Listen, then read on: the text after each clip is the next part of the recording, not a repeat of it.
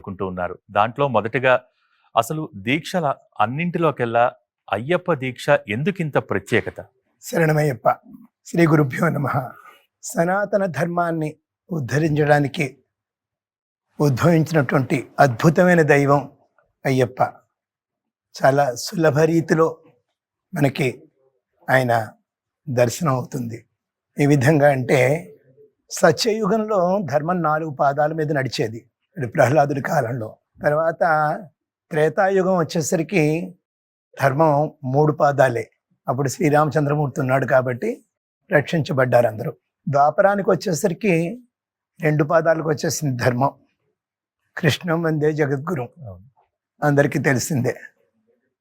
తర్వాత కలియుగం 1 పాదమే. ఆ 1 పాదం కూడా ఇప్పుడు కలియుగం అంతంలో ఇప్పుడు కుంటి పాదంలో నడుస్తోంది. పూర్వం 1000 సంవత్సరాలు తపస్సు చేస్తే గాని భగవద్ దర్శనం అయ్యేది కాదు. విశ్వామిత్రుడి కథ అందరికీ తెలిసిందే. రాజర్షి బ్రహ్మర్షి కావడానికి ఆయన ఎన్ని 1000 సంవత్సరాలు తపస్సు చేశాడన్నది. ఆ తర్వాత అంత తపస్సు చేసినా కూడా ఆ భావ సాక్షాత్కారం అంత సులభంగా అయ్యేది కాదు వాళ్ళకి. ఇప్పుడు ఈ కలియుగానికి వచ్చేసరికి ఇది రివర్స్ అయ్యింది. ఏ విధంగా అంటే భగవంతుడి కోసం తపస్సు చేయడం కాదు, భగవంతుడే భక్తుల కోసం తపన పడ్డం మొదలుపెట్టాడని అనుకుంటా. అందుకే ఈ శాస్త్ర ధర్మశాస్త్ర అంటే శాసించేవాడు, ధర్మం కోసం విశ్వాన్నంతా శాసించేవాడు ఆయన. శివకేశవుల అంశగా ఆయన చెప్పుకుంటూ ఉంటారు. దేవి భాగవతంలో భూతనాథోపాఖ్యంలో ఆ ప్రస్తావన ఉంది శాస్త్రాది. చాలామందికి ఇదొక ఏమిటంటే అయ్యప్పది కల్పితం అని చెప్పేవాళ్ళు చాలామంది ఉన్నారు. కానీ ఆ దేవి భాగవతం అది రిఫర్ చేసుకున్న వాళ్ళకి అర్థమవుతుంది శాస్త్ర ప్రస్తావన అప్పటి నుంచి ఉందని చెప్పి. ఆయనకి ఈ కలియుగంలో ఆయన అంశే అయ్యప్ప.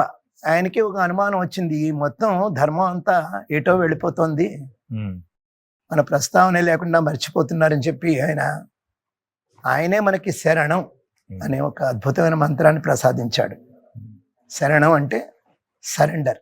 నువ్వు నాకు శరణం చెప్పు గట్టిగా, నేను నీకు సరెండర్ అవుతానంటున్నాడు అయ్యప్ప. అంటే ఈ అయ్యప్ప దీక్ష ఏమిటంటే జీవాత్మయే పరమాత్మలో లీనమయ్యే అద్భుతమైనటువంటి యాత్ర, అద్భుతమైనటువంటి దీక్ష. ఇది అందరూ మేము ఏదో దీక్ష చేస్తున్నాం అనుకుంటారు. దీక్ష కాదు, ఇది తపస్సు. ఇప్పుడు అరణ్యాల్లోకి వెళ్ళి చెయ్యక్కర్లేదు, ఇది జనారణ్యం. ఈ దీక్షతోటి ఆయన సనాతన ధర్మాన్ని రక్షించడానికి అయ్యప్ప ఉద్భవించాడు. గత మనకి తెలిసి ఒక 60-70 ఏళ్ల చరిత్ర అయ్యప్పది మనకు తెలుసు. కానీ మాకు తెలిసి మేము మొదటిగా వెళుతున్న రోజుల్లో 75 సంవత్సరాల పాటు 75 సార్లు కాదు యాత్ర చేసిన స్వాముల్ని మేము చూసాం. నీలకంఠ అయ్యర్ అని చెప్పి చెన్నైలో మహానుభావుడు, అయ్యప్ప వంశం అని చెప్పుకుంటూ ఉంటారు ఆయన్ని. ఆయన సాక్షాత్ అయ్యప్ప అవతారం. అలాంటి మహానుభావుల వాళ్ళందరి డైరెక్షన్లో అయ్యప్ప దీక్ష దినదిన ప్రవర్ధమానుతూ వస్తుంది. ఏ విధంగా అయితే నంబియార్ గారు పూర్వకాలంలో ఆయన ఆ 48 రోజులు 41 రోజులు పెద్ద కాంట్రవర్సీ. ఇది 48 రోజులు నిజానికి మండల దీక్ష అంటే 48 రోజులు, కానీ 41 రోజులు అలవాటు అయింది కాబట్టి ఇప్పుడు మనం సరే నాయన కనీసం 41 రోజులనే చెయ్యండి అని అంటున్నాం. ఆ రోజుల్లో అడవిలో వాళ్ళందరూ ఒక సన్నిధానం ఏర్పాటు చేసుకుని ఆ 41 రోజుల పాటు ఎక్కడికి వెళ్ళేవారు కాదు. అలా ఉండేది దీక్ష.